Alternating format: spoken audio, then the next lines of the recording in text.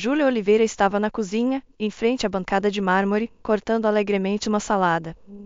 Ela se preparava para celebrar seu 3º aniversário de casamento com o marido. Queria preparar algo especial para Ricardo naquela noite. Após consultar o livro de receitas, escolheu um delicado risoto de cogumelos e peixe assado com um molho cremoso especial, uma receita que Júlia havia criado recentemente. Na geladeira, havia uma garrafa de excelente vinho branco, especialmente reservada para a ocasião festiva. No momento em que ela estava prestes a cortar os tomates, de repente sentiu uma forte tontura. Instintivamente, Júlia largou a faca afiada e agarrou-se à borda da mesa com toda a força, fechando os olhos com força. O mundo ao seu redor, mesmo com os olhos fechados, não parava de girar como um carrossel em um parque de diversões que tivesse esquecido de desligar o regulador de velocidade. Lutando para alcançar uma cadeira, Júlia sentou-se e começou a respirar profundamente, contando até 3. 1, 2, 3.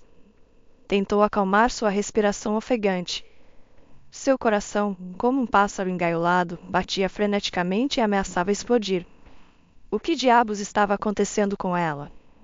Não podia deixar de se perguntar, esperando pacientemente que aquilo passasse. Infelizmente, não era o primeiro episódio dos últimos tempos. Com frequência alarmante, a fraqueza e as tonturas se repetiam, obrigando Júlia a pensar seriamente sobre sua saúde. A moça tinha apenas 25 anos, mas nos últimos 2 meses sentia-se como se tivesse 70. Às vezes, não conseguia nem levantar a cabeça do travesseiro. Sua pressão ficava tão alta que teve que chamar uma ambulância algumas vezes. No entanto, os médicos foram muito vagos. Nenhum deles conseguiu identificar a causa do aumento de seus sintomas. Pediam uma infinidade de exames e sempre diziam a mesma coisa: Júlia, você está perfeitamente saudável segundo todos os indicadores básicos. É provável que as convulsões e o aumento repentino da pressão arterial sejam consequência de sensibilidade ao clima ou de uma tempestade magnética. Em resumo, para Júlia, seu estado continuava sendo um verdadeiro mistério. A situação se complicou ainda mais pela estranha reação de seu marido. Em vez de apoiar a esposa doente, Ricardo apenas resmungava: Júlia, você sabe como arruinar o clima. Não se pode dizer nada. Não só não pode ter filhos, mas agora está doente. Não sei por que preciso de você assim. Ricardo, por que você diz isso? Perguntou ela, inexplicavelmente magoada. Mulher, estamos juntos há 3 anos e antes você quase nunca ficava doente. Acha que estou feliz com sua condição? E quanto ao fato de não termos filhos, provavelmente ainda não é o momento certo. Você viu que os médicos disseram: estou saudável e devemos esperar para engravidar. Porque sempre acontece algo com você, Ricardo disse com reprovação. É sempre uma coisa ou outra. Ou não presta atenção suficiente, ou não se sente bem. Estou farto. Preciso de uma esposa normal, forte e saudável. Alegre, afinal. Mas com você, vivo como um sapo, fria, entediante e doente por todos os lados. Júlia engoliu seu ressentimento. Não entendia por que seu marido estava tão irritado com ela ultimamente. Parecia que ele vivia com ela sob coação, como se alguém o estivesse obrigando. Embora não precisassem de nada, viviam em uma casa grande e bonita e não lhes faltava dinheiro. Seus pais eram influentes empresários e sua fortuna era literalmente contada em dezenas de milhões. Provavelmente por isso Ricardo era tão mimado. Estava acostumado a conseguir tudo o que queria desde criança e ficava muito irritado quando as coisas não saíam do seu jeito. De um jeito ou de outro, ele introduziu esses hábitos negativos em sua vida familiar e na de Júlia. Tudo na casa estava sujeito aos desejos do próprio Ricardo, e sua esposa não tinha nenhum controle sobre isso. No máximo, permitiam que ela escolhesse a roupa de cama e as cortinas da sala. O marido e sua mãe, Rosana, cuidavam de todo o resto. A mulher inteligente e mandona vinha frequentemente visitá-los. No entanto, era estranhamente mais gentil e amável com Júlia do que com seu filho negligente. Com muito cuidado e precisão, aconselhava a moça sobre como cozinhar tal e qual prato para que seu precioso filho gostasse.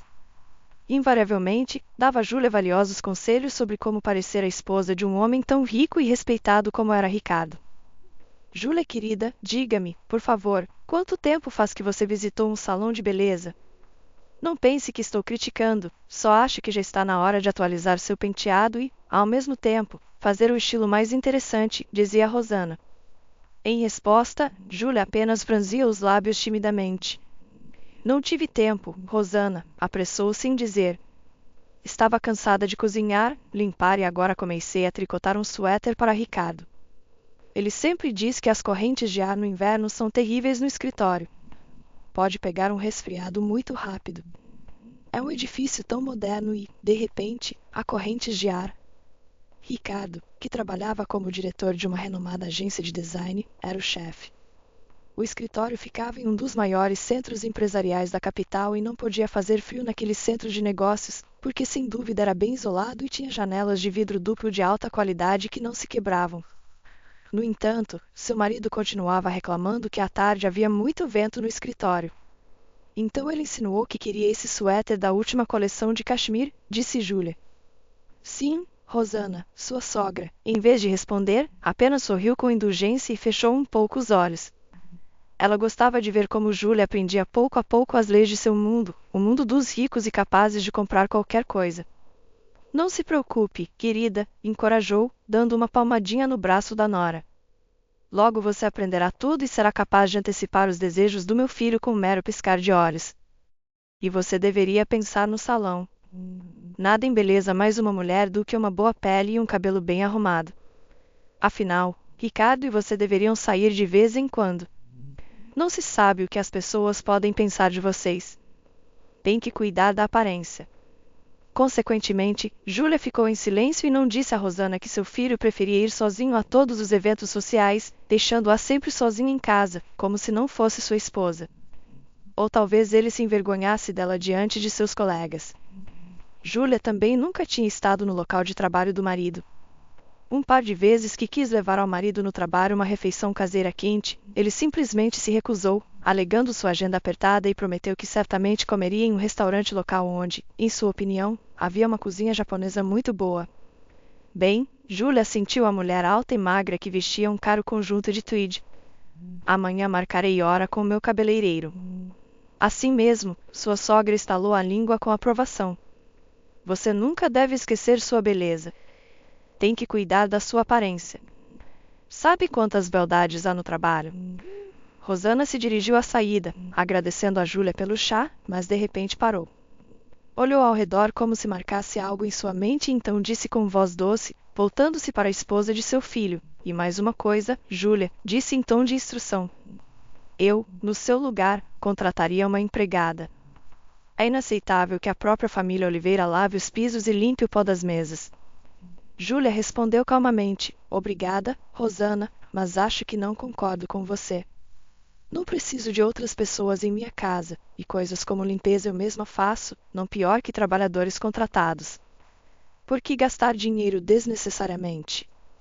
O rosto da sogra mostrou uma expressão desagradável, como se não estivesse falando com Júlia, mas com alguma vendedora obstinada de uma loja de roupas. Como quiser, resmungou com malícia. Pelo amor de Deus, eu imploro, não limpe na frente de Ricardo. Ele não gosta nada disso. Quando meu filho era pequeno, basicamente o incomodava a limpeza e quem a fazia habitualmente em nossa casa. Rosana deliberadamente não usou a palavra ofensiva empregada com Júlia, no entanto, deixou claro que não queria ver sua jovem nora em um papel tão depreciativo. Júlia realmente tentou se tornar uma esposa perfeita para agradar tanto seu exigente marido quanto sua nobre sogra, que, como sempre, garantia à moça que não desejava a ela e a seu filho nada além do bem. No entanto, em geral, nada mudou e o relacionamento com seu marido ficou cada vez mais tenso, e a iniciativa partiu de Ricardo. O homem encontrava a menor desculpa para repreender algo em sua jovem esposa, e quanto mais avançava, mais absurdas se tornavam suas exigências em relação a ela. Por que você está com o garfo na mão esquerda, Júlia? Ele perguntou uma vez em um restaurante, quando finalmente decidiram sair juntos para um jantar de celebração por causa da conclusão, por parte de Ricardo, de outro negócio especialmente lucrativo para sua agência. A mulher apenas deu de ombros, desconcertada. Não sei. Acho que me acostumei desde criança. Me sinto mais confortável comendo com a mão esquerda. Não, explodiu de repente seu marido. Por que é diferente para você? Me irrita. Você não pode comer com a mão direita? Júlia olhou assustada ao redor. Ricardo falava alto e a moça temia que os outros clientes do restaurante começassem agora a olhá-los de soslaio. Outro escândalo obviamente não era bom para ela. Silêncio, querido. Acalme-se, tentou argumentar a mulher. Que diferença faz como eu como? De qualquer forma, ninguém está olhando para nós. Pelo menos não estavam até você começar a brigar comigo por isso em público. O rosto de Ricardo mudou instantaneamente. Sua pele ficou vermelha.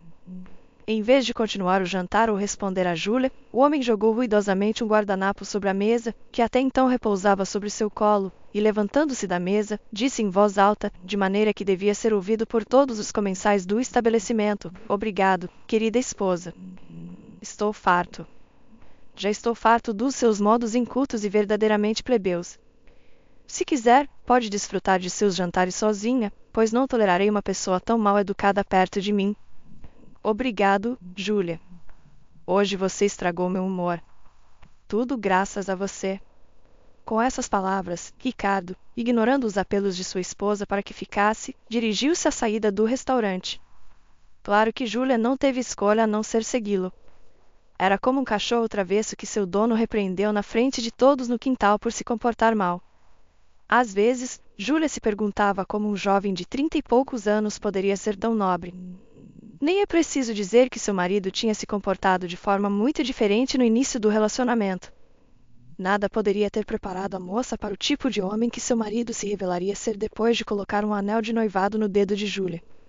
Só gradualmente sua verdadeira natureza começou a emergir nele, e a moça, sem perceber, teve que admitir que a vida com um homem rico e promissor não é sempre um mar de rosas, mel e voos românticos em jatos particulares para outros países. Também é uma vida de vergonha, mal-estar moral e o desejo constante de entender por que não agradou seu parceiro de um modo ou de outro. Júlia queria se reconciliar com seu cônjuge. Ao encontrar a data preciosa do aniversário no calendário, decidiu preparar sozinha um jantar romântico com Ricardo para tentar aparar as arestas em seu relacionamento. A moça esperava poder acender ainda uma faísca de interesse em seu cônjuge, então se esforçou ao máximo para que a noite fosse realmente perfeita. Depois de esperar que o ataque de súbita fraqueza e sonolência passasse, Júlia continuou preparando a salada. Para se sentir menos sozinha, já que seu marido estava no trabalho como de costume, ligou o rádio em miniatura que estava ali em uma das prateleiras suspensas. Júlia gostava de ouvir música enquanto cozinhava e agora, após pressionar várias vezes na tela LCD e encontrar sua estação de rádio favorita, aumentou o volume e começou a cantarolar melodias populares conhecidas. Não se esqueceu de verificar se o prato principal estava no forno. Depois de ter preparado uma tábua de queijos especial com várias variedades de queijo de primeira qualidade para o vinho, quis jogar as embalagens dos alimentos no lixo. Abrindo a pequena gaveta sob a pia, Júlia se abaixou para mirar na lixeira. Qual não foi sua surpresa quando no fundo do balde de plástico quase vazio viu uma embalagem de algum tipo de medicamento. Júlia pegou a caixa de papelão vermelha e branca entre as mãos, mas não se lembrava de ela ou Ricardo terem comprado algo assim para o kit de primeiros socorros da família. O medicamento lhe era completamente desconhecido e o nome estranho só aumentava o mistério. Então Júlia decidiu adiar um pouco o jantar e, depois de se certificar de que o peixe estava quase pronto e só precisava descansar, desligou o forno, foi para seu quarto e abriu um pequeno e elegante laptop que seu marido lhe dera em seu primeiro aniversário de casamento. Com o coração apertado, Júlia digitou o nome do medicamento no buscador. A roda azul clara do navegador girou pensativamente por um segundo, então lhe deu várias páginas que apresentavam vários sites com medicamentos encontrados pela moça. Ao clicar no que parecia mais confiável, Júlia começou imediatamente a explorar o conteúdo da página web. Em poucos minutos, ficou claro que se tratava de um dos grupos de medicamentos neuroléticos leves, mas muito perigosos se tomados por muito tempo. Depois de ler os efeitos colaterais e os problemas de overdose, Júlia ficou horrorizada. Em ambos os casos, ocorria uma intoxicação completa e havia alta probabilidade de infarto, até mesmo com risco de morte. Mas como era possível que tivessem em casa uma embalagem de um medicamento tão perigoso, que obviamente não se podia comprar sem receita? Olhando o preço, Júlia percebeu suavemente que, mesmo se fosse um antidepressivo, certamente era de algum grupo de medicamentos de elite. Júlia sentiu que o pânico a invadia lenta, mas inexoravelmente. As mesmas perguntas rondavam sua bonita cabeça morena. O que fazia um medicamento assim em sua lixeira e quem iria querer comprá-lo? Pelo que ela se lembrava, se Ricardo tinha algum problema de irritabilidade e arroubos injustificados de agressividade, não os tratava de forma alguma, considerando seu comportamento completamente normal. Quanto a Rosana, ela sofria de alguns problemas cardíacos, mas certamente não tomaria um medicamento assim, e além disso, em sua casa. A moça estava sentada em sua cama, olhando para a tela de seu laptop, com o pânico misturado ao desespero se infiltrando do fundo de suas entranhas. Não tinha ninguém para aconselhá-la sobre toda a situação. Afinal, Júlia era completamente órfã. Seus pais, segundo lhe contaram os professores do orfanato, haviam morrido em um terrível acidente de carro muitos anos antes. A menina tinha então apenas 3 anos, então Júlia foi imediatamente para um orfanato, onde passou sua infância e juventude. Os amigos de Júlia também eram quase inexistentes, e ela tinha vergonha de recorrer àqueles com quem mantinha uma comunicação mínima com problemas assim. Diriam que Júlia Oliveira, com sua riqueza, havia enlouquecido, e fechariam a porta na cara dela. Depois de muito pensar, não ocorreu a Júlia nada melhor do que falar com seu próprio marido sobre o misterioso pacote de medicamentos. Talvez Júlia simplesmente não soubesse algumas coisas sobre Ricardo. Talvez ele mesmo precisasse de ajuda e tomasse esses comprimidos sem querer perturbar a já frágil saúde de sua esposa. Nervosa e mordendo o lábio, a jovem discou o número de seu marido enquanto continuava amassando a embalagem vazia na mão livre. Ouviram-se longos toques e então a voz contrariada de Ricardo. Sim, Júlia? O que foi? Perguntou o marido bruscamente. Querido, olá. Estou incomodando? Perguntou por precaução. Ouviu alguns murmúrios no fone e então alguns sons indistintos que Júlia não pôde entender. Então ouviu novamente a voz de seu marido. Estou em uma reunião. Diga rápido, o que está acontecendo? Júlia expôs brevemente a situação a Ricardo, antes de ouvir como o telefone despejava sobre ela uma torrente de reprovações e insultos. Júlia, você é estúpida? Perdeu a cabeça por causa da ociosidade? Por que diabos você está vasculhando o lixo? A jovem esposa sentiu que o familiar nó de lágrimas e desculpas subia em sua garganta. Ricardo, por sua vez, não parou de atacá-la. Eu só quero entender o que você faz o dia todo sozinha. Não quer colocar sua energia negativa em algo útil. Não sei, vá a um salão de beleza, compre roupas decentes, faça yoga. Afinal, por que você tem que me ligar toda hora e me incomodar com essas bobagens? Não entende que tenho um trabalho responsável, que estou ganhando dinheiro para que você possa ter tudo isso? Por que você não pode ao menos ser amável em troca, para me desejar um bom dia? Não sei. Ricardo, eu só estava cozinhando. Não pensei que você ficaria tão bravo. Mas é muito estranho.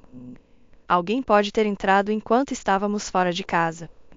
E se alguém colocou esse pacote de propósito para nos comprometer, você ou eu? Agarrada ao fone, Júlia tentou explicar seu comportamento ao marido. Parecia que estava prestes a ser inundada por seus próprios soluços.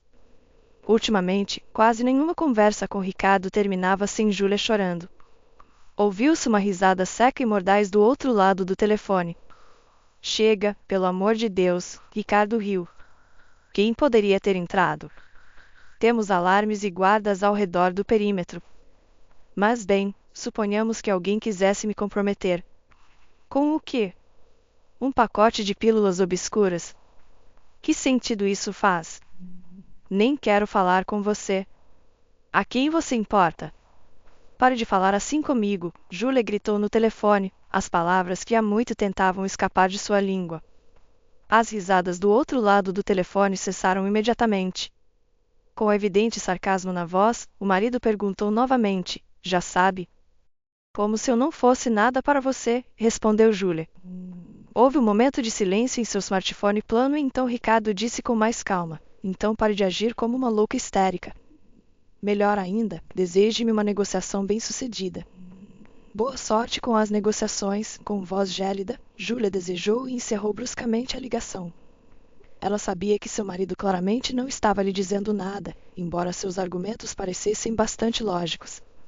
Quem iria visitá-los durante o dia ou mesmo à noite só para deixar esse medicamento infeliz? Por outro lado, ele havia reagido com veemência demais à sua inocente pergunta, o que significava que, afinal, Júlia estava cada vez mais perto de resolver o mistério. Júlia pensou um pouco, tomou a única decisão correta em sua opinião e, colocando rapidamente uma calça jeans simples e uma jaqueta de couro, saiu correndo de casa. Em seguida, subiu em seu pequeno carro e, depois de avisar aos guardas que voltaria em algumas horas, rumou para a cidade mais próxima. Eles viviam em um condomínio fechado para os residentes mais ricos da capital. Uma vez na cidade, Júlia foi diretamente a uma loja de equipamentos especiais, onde comprou uma câmera oculta em miniatura. Quando voltou para casa, ela mesma a instalou na cozinha, logo acima da mesa onde ela e seu marido costumavam tomar café da manhã. Agora só tinha que esperar Ricardo e então, talvez, finalmente saberia toda a verdade. Naquela noite, Júlia recebeu Ricardo com um suntuoso vestido cor de vinho que assentava maravilhosamente bem em sua jovem e esbelta figura. Seu cabelo espesso e escuro estava penteado como o das famosas mais na moda dos últimos anos. No rosto de Júlia, aplicou-se uma fina camada de maquiagem de primeira qualidade, que ela mesma preparou antecipadamente com a ajuda de um maquiador profissional. Todo o visual da esposa Oliveira insinuava inequivocamente a celebração do momento. Devo dizer que Ricardo ficou bastante impressionado. Não esperava tal aparição de sua simples esposa. Por um segundo, o homem até acreditou que os conselhos de sua mãe finalmente estavam surtindo efeito. Uau! Você está linda, disse o marido com admiração inconfundível. E qual é a ocasião para um traje tão magnífico? Júlia apenas sorriu em silêncio, com um toque de jovialidade nos lábios. Bem, sou uma boa esposa. Sim, estou vendo, disse o homem. E fico muito feliz que hoje você tenha aprendido a lição. Mas, afinal, para que você se arrumou tanto? Júlia se sentiu um pouco ofendida pela percepção que seu marido teve hoje de sua conversa. No entanto, fingiu não perceber nada. Decidiu ser astuta para que seu marido relaxasse e se comportasse com a maior naturalidade possível. Não deveria suspeitar de nada. Já, Júlia apontou o dedo para seu marido e disse languidamente. Parece que alguém esqueceu que hoje é nosso aniversário. Foi neste dia, há 3 anos, que nos casamos, querido. E, de fato, Ricardo pareceu confuso, como se tivesse esquecido completamente essa data tão significativa. Júlia sorriu. Preparei uma pequena refeição de celebração para você e para mim. Venha para a cozinha. Espero que você aprecie. O casal entrou na espaçosa cozinha decorada com mármore e madeira escura. Em uma ampla mesa, havia o mesmo peixe em molho de nata, risoto, uma tábua de queijos e frutas. No meio da decoração festiva, havia uma garrafa de vinho branco de coleção. Tem uma aparência fantástica, elogiou Ricardo sua esposa. E que cheiro agradável! O homem levantou o nariz e fechou os olhos de prazer. Tenho certeza de que é a coisa mais saborosa que comi ultimamente. Espero que sim, disse Júlia rindo, e acrescentou, podemos começar com um aperitivo. Se quiser provar o vinho antes, vou sair por um momento. Preciso revisar mais uma coisa no quarto. Com um piscar de olhos promissor, Júlia, com toda a graça que pôde reunir, saiu da cozinha da forma mais sedutora possível. Depois de esperar 15 minutos em seu quarto, além do dormitório compartilhado, cada um dos cônjuges tinha seu próprio quarto privado na enorme casa, onde cada um podia cuidar de seus assuntos pessoais ou simplesmente ficar sozinho com seus pensamentos, ela voltou. Ricardo a recebeu com 2 taças cheias de uma bela bebida leve que exalava um aroma delicado e ligeiramente ácido por toda a cozinha. Desculpe, não pude resistir a tomar um gole enquanto você estava fora, disse o marido em tom de desculpa. O vinho é realmente mágico. Maravilhosa escolha, querida. Júlia percebeu que na outra mão ele segurava outra taça quase cheia. Quer provar? Perguntou amigavelmente seu marido, estendendo-lhe uma bebida alcoólica. Claro, a moça sorriu de modo que suas bochechas mostravam as encantadoras covinhas das quais seu marido havia estado tão apaixonado em outro tempo. A noite de aniversário transcorreu surpreendentemente bem. Ricardo foi atencioso e carinhoso, elogiando constantemente sua esposa, e em geral o casal riu muito, relembrando o passado e os momentos felizes que acompanharam seus primeiros meses juntos. Foi então que a vida cotidiana e o mau humor de Ricardo arruinaram o idílio, mas no início foi tudo maravilhoso e Júlia às vezes se sentia como em um autêntico conto de fadas. Quando terminou o jantar e Júlia quis colocar os pratos sujos na lava-louças, de repente sentiu tontura novamente. Mal conseguiu se segurar em uma cadeira. Sentiu o chão sob seus pés como se estivesse em um carrossel. A mulher levou uma mão à cabeça. Qual é o problema? Você está doente de novo? Ricardo estava no meio de uma conversa com sua esposa. Acho que sim, respondeu lentamente. Tentou esboçar um fraco sorriso. Sinto muito, meu amor, mas temo que o resto da noite terá que ser adiado por um tempo. Para sua surpresa, seu marido se comportou da maneira mais educada possível, oferecendo sua ajuda. Claro, Júlia. Vamos levá-la para seu quarto. Acho que será melhor você se deitar e descansar. Se quiser, chamo um médico. De jeito nenhum. Obrigada, a esposa se apressou em detê-lo. Devo ir me deitar. Tenho certeza de que me sentirei melhor. Ricardo acompanhou sua esposa até seu dormitório privado, onde ajudou a trocar de roupa e se meter debaixo do edredom macio e fofo. Depois disso, o marido, inauditamente, preparou para sua esposa um aromático chá de hortelã quente e só depois de toda essa manipulação foi para seu quarto. Júlia se deitou debaixo de um cobertor quente e não podia deixar de pensar por que exatamente hoje seu marido se mostrava tão especialmente carinhoso e amável. Teria ele adivinhado algo? Mas não, isso estava totalmente descartado. Ela havia instalado a câmera em um lugar onde era quase impossível vê-la a olho nu. Qual era então a razão de seu estranho comportamento? Em um dado momento, ao refletir, Júlia se surpreendeu pensando que era extremamente angustiante perceber até que ponto sua família havia chegado, se considerava que a ternura e a atenção de seu próprio marido eram algo anormal. Não é nada. Preciso me acalmar, tranquilizou-se a dona de casa. Amanhã olharei as gravações. Ou finalmente perceberei que estou paranoica, ou...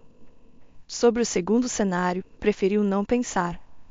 Na manhã seguinte, depois de se certificar de que Ricardo havia ido trabalhar, Júlia tirou a câmera oculta da prateleira da cozinha e se apressou em conectá-la ao seu computador.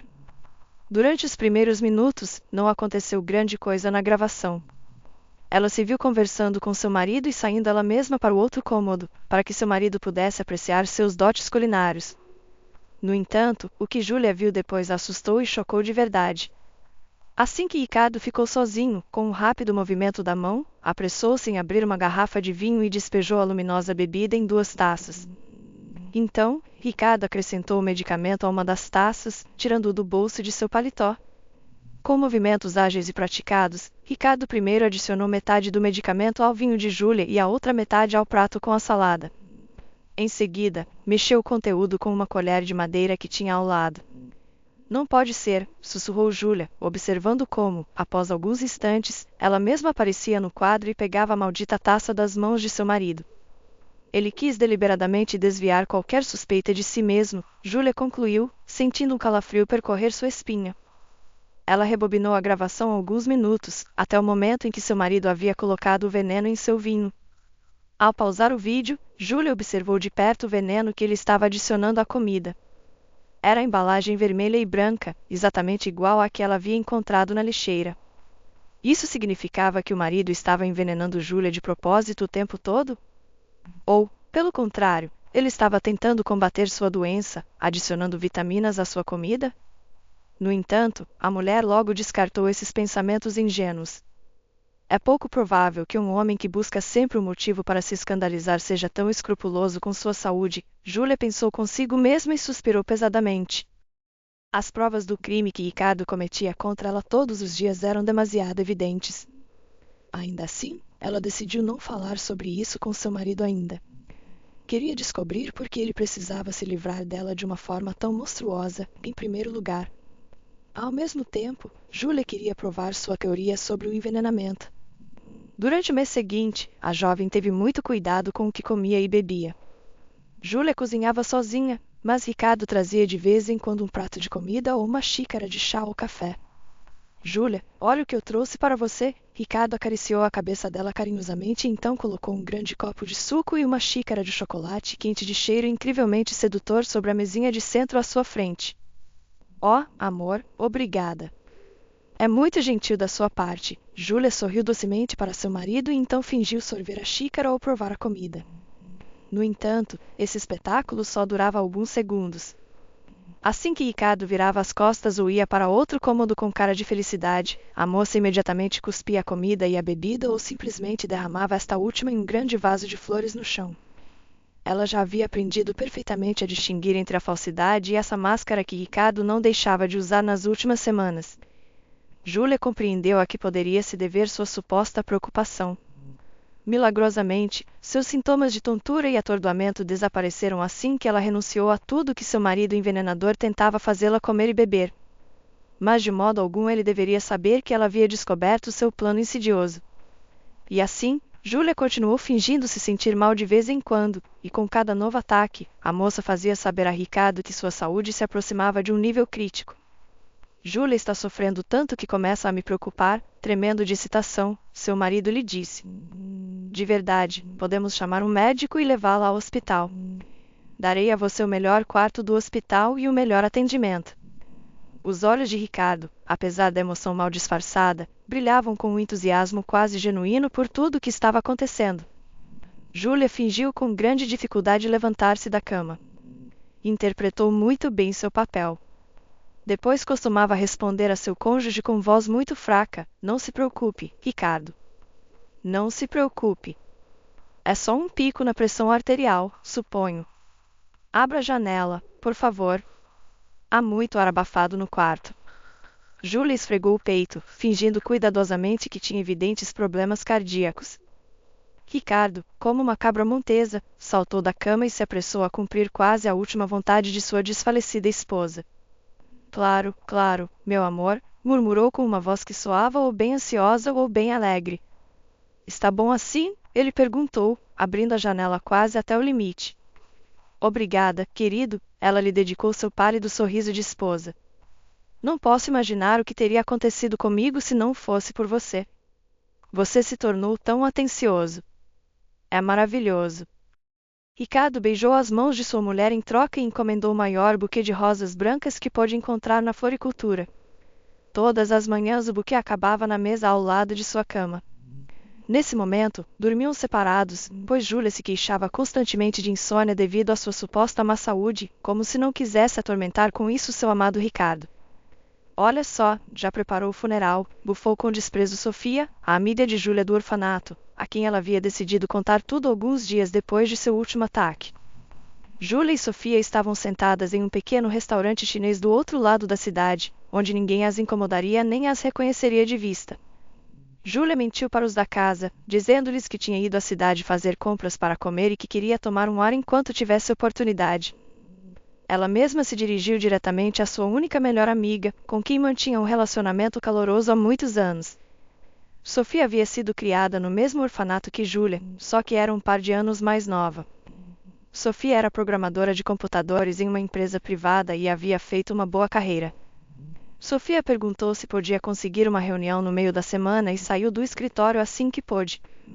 Foi liberada sem problemas, já que estava em boa relação com a direção da empresa.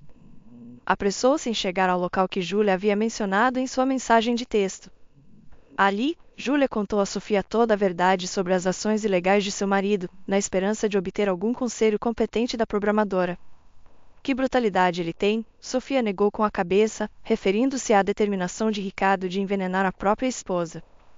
"Ah, Sofia", Júlia suspirou pesadamente, como se não se lembrasse de quantos anos tinha. "Pouco mais de 20. Nessa idade, todos somos ingênuos, confiantes e sonhamos com um grande amor." Sofia, ao escutar sua amiga, recostou-se em sua cadeira e se espreguiçou lentamente. "Sim, é toda uma história. Um conto de fadas diretamente. Dá a impressão de que a família Oliveira desceu como anjos do céu e acolheu a pobre moça e a casou com seu filho rico. Você poderia escrever um romance de verdade." Júlia apenas deu de ombros. "Você também pode dizer isso." "Romance", respondeu a moça, zombando de sua amiga. "O fato de que os pais do meu marido nunca tenham abusado de mim é um fato. Sim, é uma pena que Silvia Oliveira não esteja conosco há 3 anos. Derrame cerebral. E Rosana tem ficado doente com frequência. Claro, ela finge e não demonstra que algo está acontecendo com ela, mas eu já vejo. No entanto, ela continua me apoiando e me diz como fazer para que Ricardo goste de mim."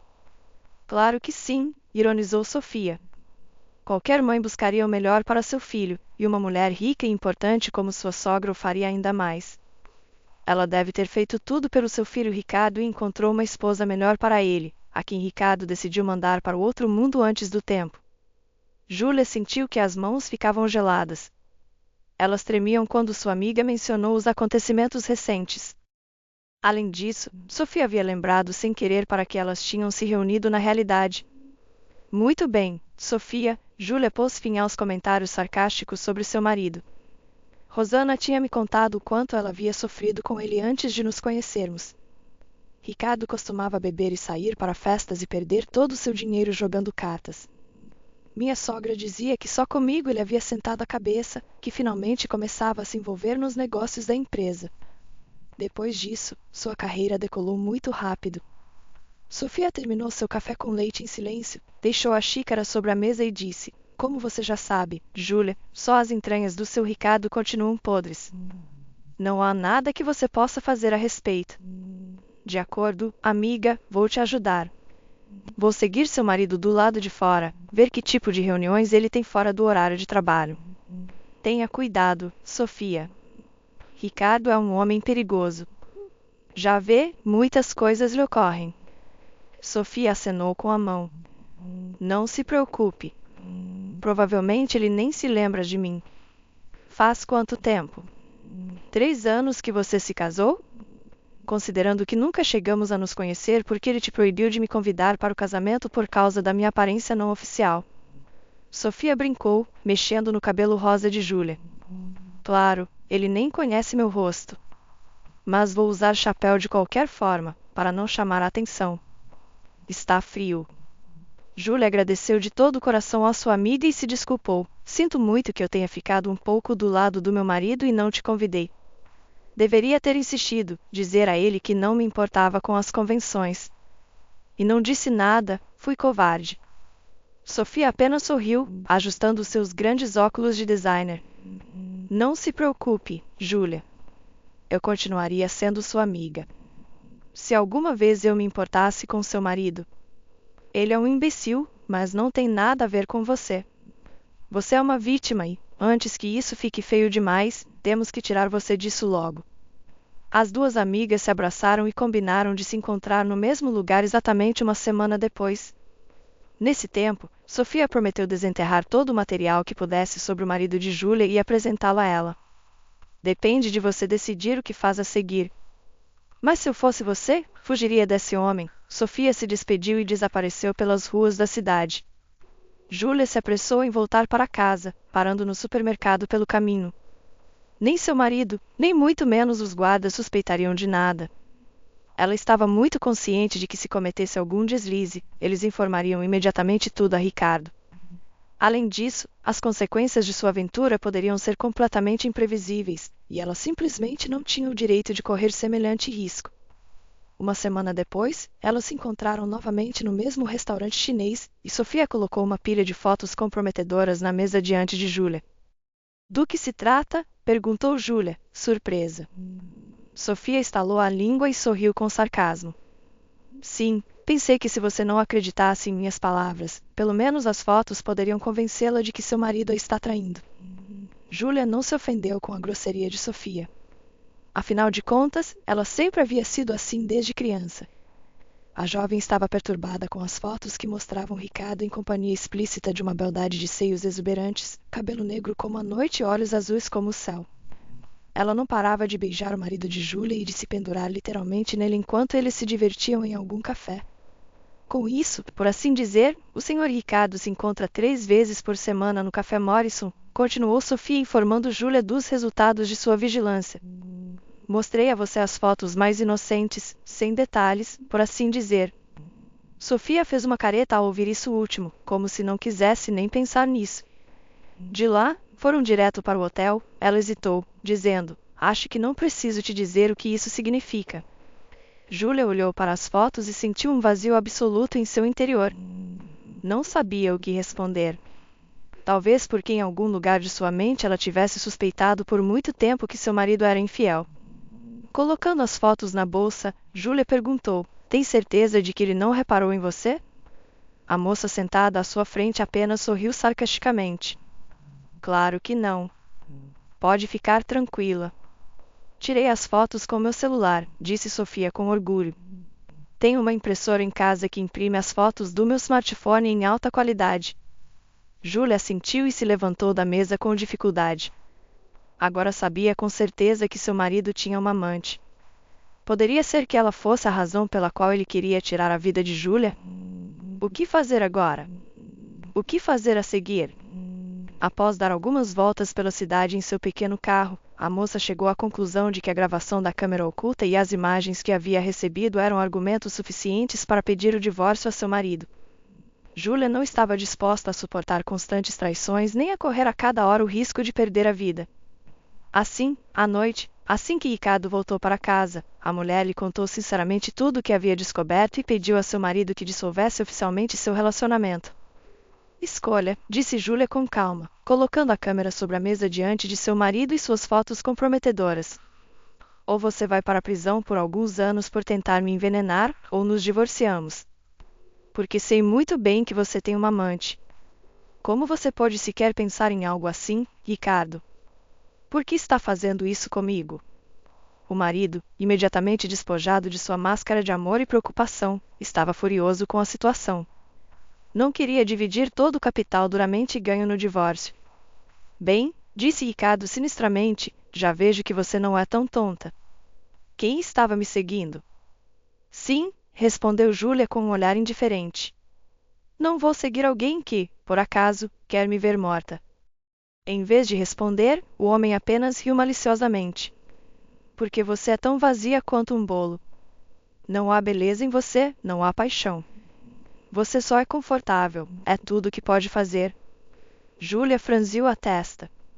Se quer me ofender, devo decepcioná-lo. Já não me afeta o que você diz. Muitas vezes você tentou destruir minha autoestima, assim como a mim mesma. Chega! Ou você assina os papéis do divórcio, ou vai para a cadeia por muito tempo. Eu garanto.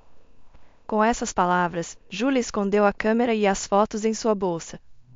Ricardo sentiu que a ganância e o medo lutavam em seu interior.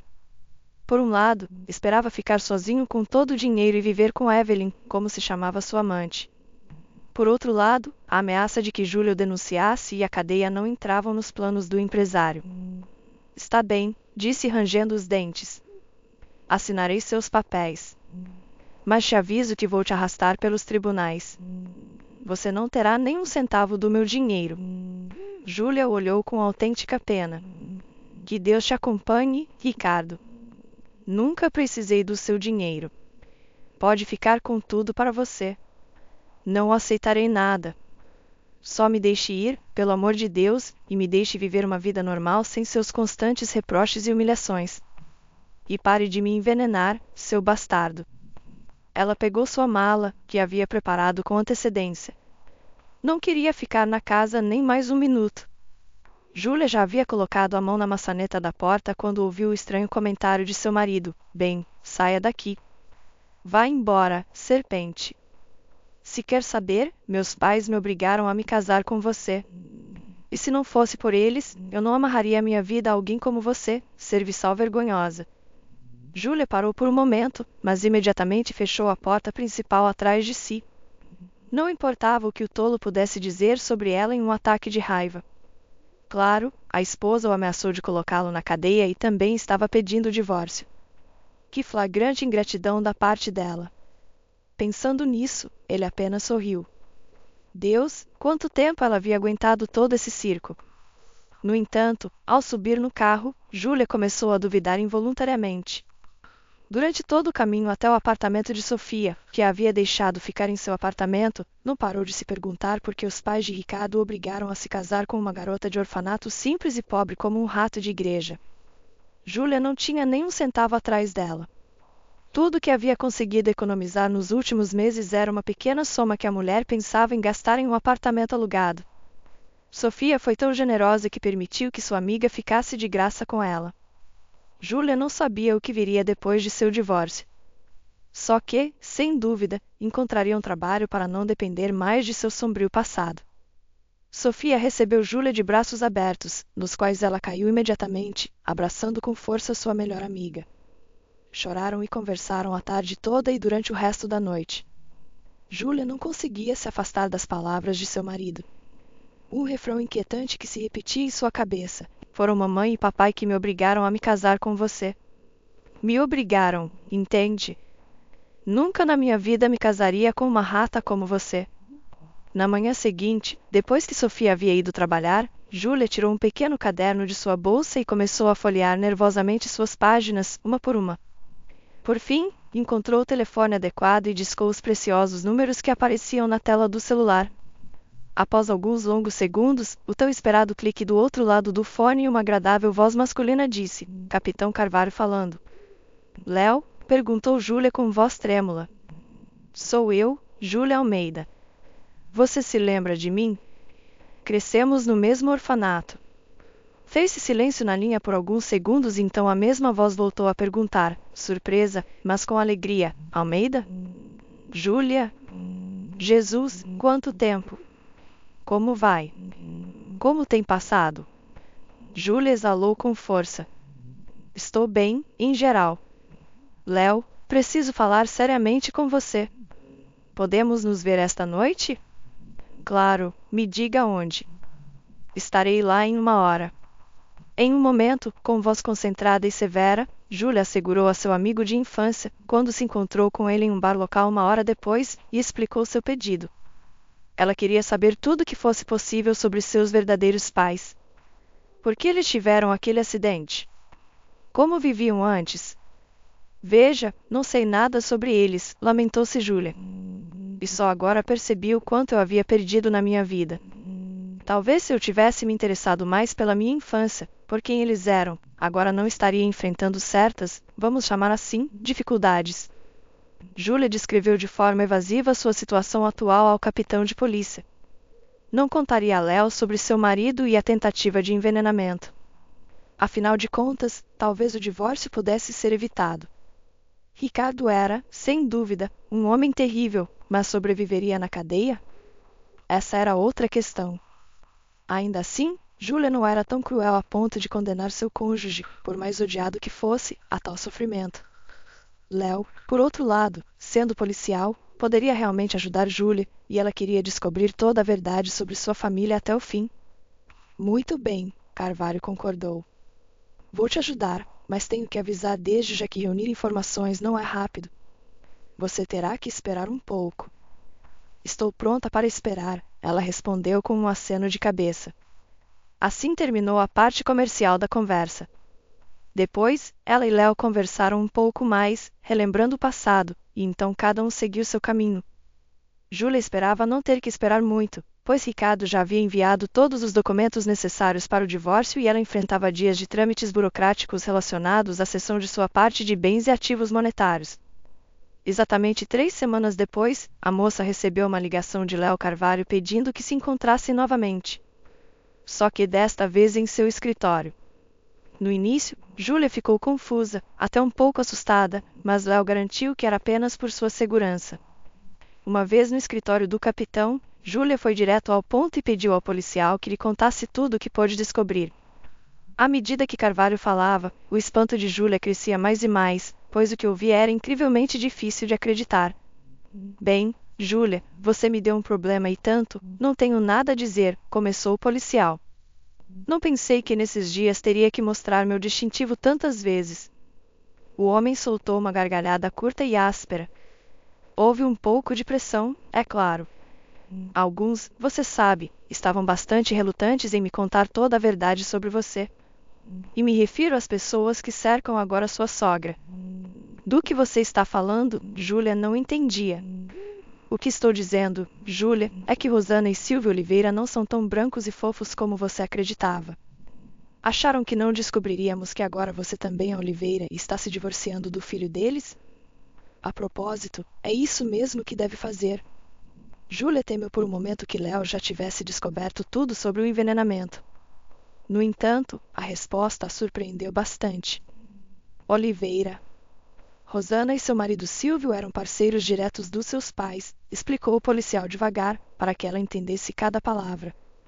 Miranda e Xavier Almeida, seus pais, eram donos de uma grande empresa de material esportivo. Eram empresários milionários, Júlia.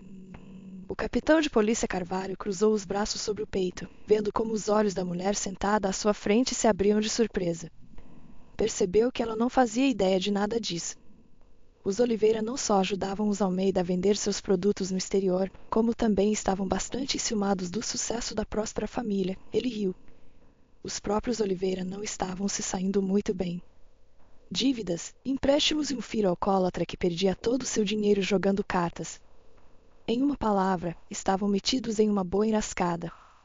E qual era a conexão entre tudo isso? Júlia não entendia. Seu pai e sua mãe morreram em um acidente de carro, explicou Léo.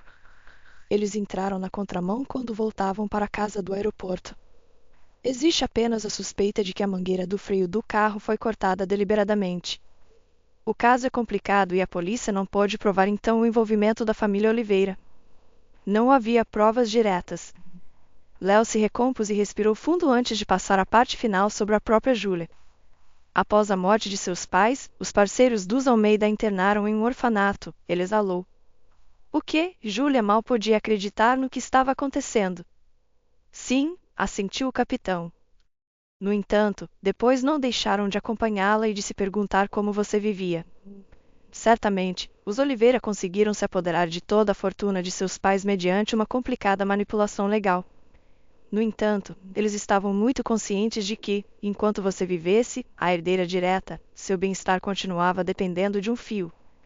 Então, idearam um plano muito astuto para casá-la com seu filho Ricardo, é claro, quando você atingisse a maioridade e deixasse o orfanato. Júlia não podia acreditar no que ouvia. Por isso Rosana se mostrou tão entusiasmada naquele dia no restaurante, pelo atendimento que haviam recebido Silvio e ela. Por isso a fez ficar para esperar a chegada de Ricardo. Ela acreditava que ele tinha gostado dela de verdade, mas resulta que a conheciam desde muito tempo. Ela estava a ponto de chorar ao perceber que havia sido usada como um cofre de dinheiro pelos pais de seu marido todo esse tempo. Acredite, sinto muito, disse Léo. Mas os Oliveira não só queriam que cuidassem de seu filho desencaminhado, como também de você. Quando a uniram em sagrado matrimônio, contavam com você para que não se intrometesse, para que nunca descobrisse a verdade sobre sua família. Mas o dinheiro continuará sendo dos Oliveira até que você decida contestar os bens e tomar a parte que lhe corresponde. Nada pequena, por sinal. Caso ainda esteja pensando em deixar toda a herança para seu marido. Júlia estava realmente em choque quando soube da verdade. Agradeceu a Carvalho de todo o coração e então correu para a casa de seu ex-marido. Ricardo a deixou entrar a contragosto, mas quando sua cônjuge lhe falou sobre as maquinações de seus pais, o homem pareceu ficar genuinamente confuso. A Júlia não parecia que ele soubesse nada do plano de seus sogros. Você está me dizendo que não sabia? Perguntou Júlia, pasmada. Não foi por isso que tentou me envenenar? Foi para ficar com todo o meu dinheiro. Ricardo se serviu de um grande copo de uísque. Sua esposa pôde ver que ele estava tão perplexo quanto ela. Não foi assim, Ricardo balançou a cabeça negativamente. Eu queria me livrar de você, mas foi Evelyn, minha nova, quer dizer, ex-namorada. Ricardo olhou para sua mulher com as bochechas coradas de vergonha. Terminamos, explicou. Mas Júlia disse, não me interessa. Então o homem continuou, foi ela que me aconselhou a te dar esse remédio. Disse que se quiséssemos ficar juntos, teríamos que limpar o caminho e ficar com o dinheiro. Evelyn sabia muito sobre esse tipo de medicamento, pois foi enfermeira um dia.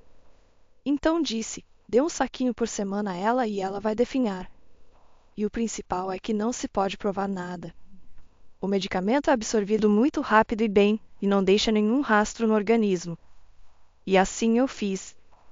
Que sem vergonha você é, Ricardo Oliveira, disse Júlia com voz gélida. Agora que sei toda a verdade, nem espero receber todo o dinheiro. Fico com a minha metade. Naquele dia, Júlia saiu da casa de seu agora certamente ex-marido como uma autêntica vencedora. Após restabelecer a justiça e ficar com a maior parte de seu dinheiro no divórcio de Ricardo, Júlia finalmente se sentiu verdadeiramente livre. Agradecendo a Sofia por seu apoio, Júlia lhe presenteou um flamante computador all-in-one de última geração. Júlia, recuperando seu nome de solteira Almeida, se dispôs a começar uma nova vida. Pensando no que fazer no futuro, escolheu o negócio da restauração. Sempre gostara de cozinhar e a experiência que havia adquirido como garçonete lhe permitia compreender bem as sutilezas da arte culinária.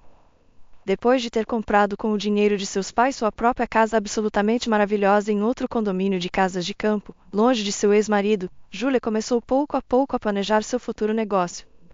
Depois de ter se adaptado adequadamente, visitando um salão de beleza e atualizando seu guarda-roupa, Almeida entrou pelas portas de seu novo restaurante não como uma antiga interna do orfanato, mas como uma empresária de sucesso. A ironia era que a jovem havia adquirido a propriedade do mesmo restaurante em que havia trabalhado como garçonete em sua juventude. O pessoal, que nunca havia sido substituído, ficou enormemente surpreso ao reconhecer sua antiga colega como a nova proprietária. Estavam acostumados a vê-la primeiro como mendiga de um orfanato e depois como esposa de um milionário. Nunca haviam imaginado que ela se tornaria uma jovem empresária capaz e segura de si mesma. Júlia Almeida, seu café e o relatório do mês passado, Ramon se apressou em atender Júlia.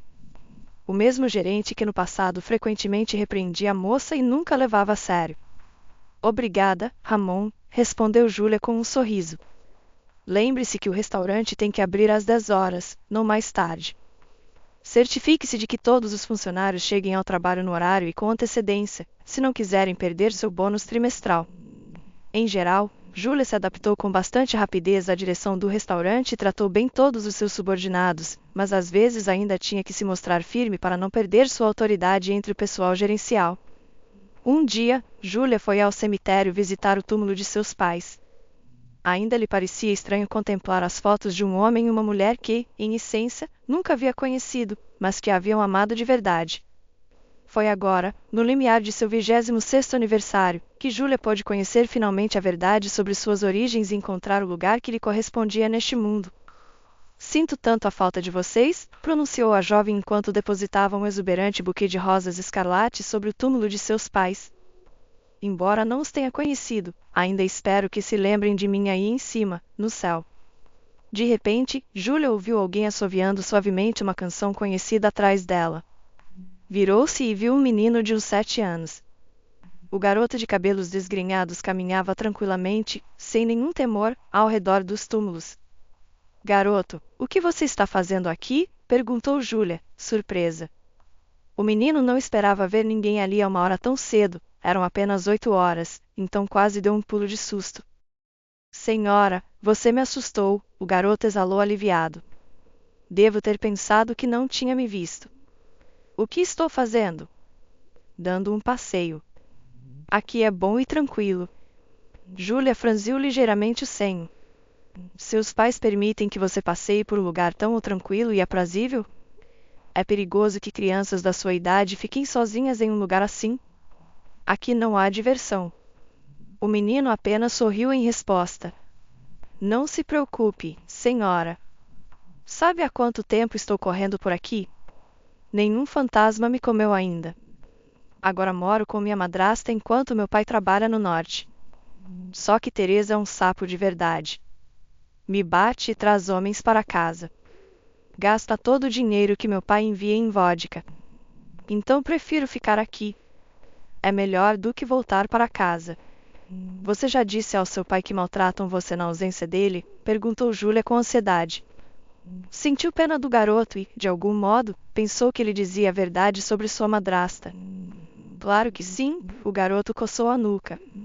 Tinha um cabelo loiro de aspecto muito macio. Mas papai não acreditou. Escute Teresa, ele disse, e não discuta com ela. Só isso. A dona do restaurante não se arriscou a deixar o menino sozinho no cemitério.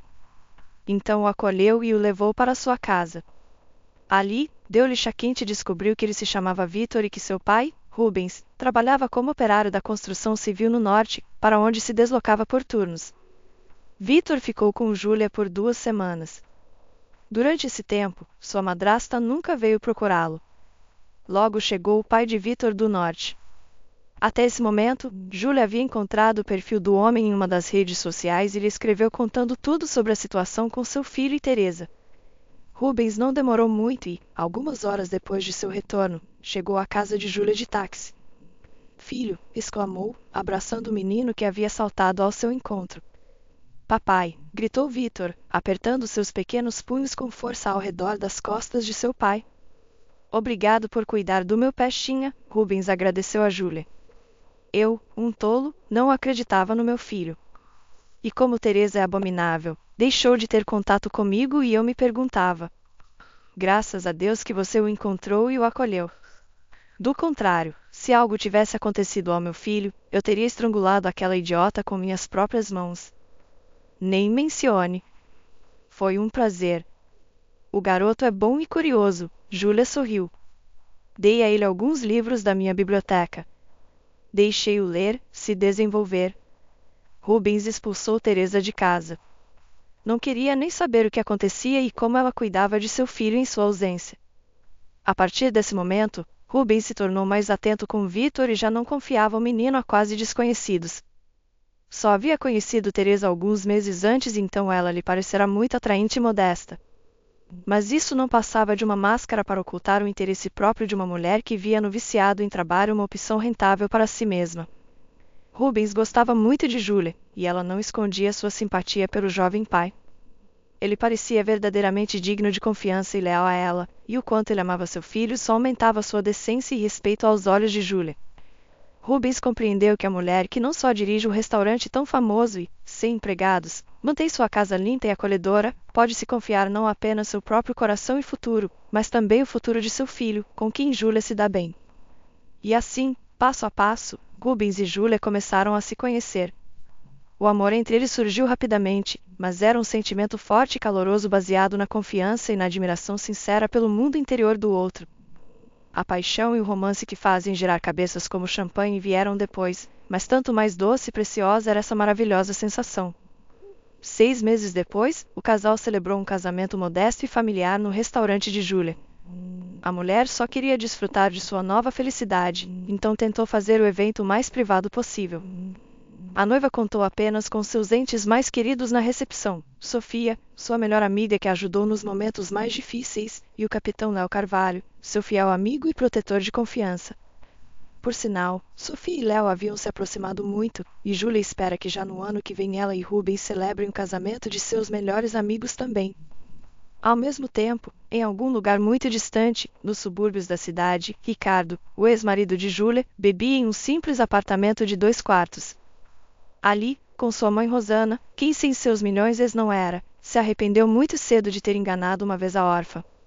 O caso é que após a partida de Júlia e da amante, Ricardo foi definitivamente ladeira abaixo. Em 6 meses, havia perdido o pouco que restava do patrimônio familiar. A luxuosa casa da família Oliveira foi a leilão para pagar suas dívidas, e o filho bêbado e sua mãe, que havia perdido completamente o lustro, tiveram que se mudar para um barraco que não se parecia em nada com seu antigo apartamento. Ricardo e Rosana quase não tinham mais dinheiro. Depois que veio à tona todo o assunto dos ativos fraudulentos, os parceiros comerciais dos Oliveira se recusaram a trabalhar com eles e a obra de sua vida foi um fracasso monstruoso.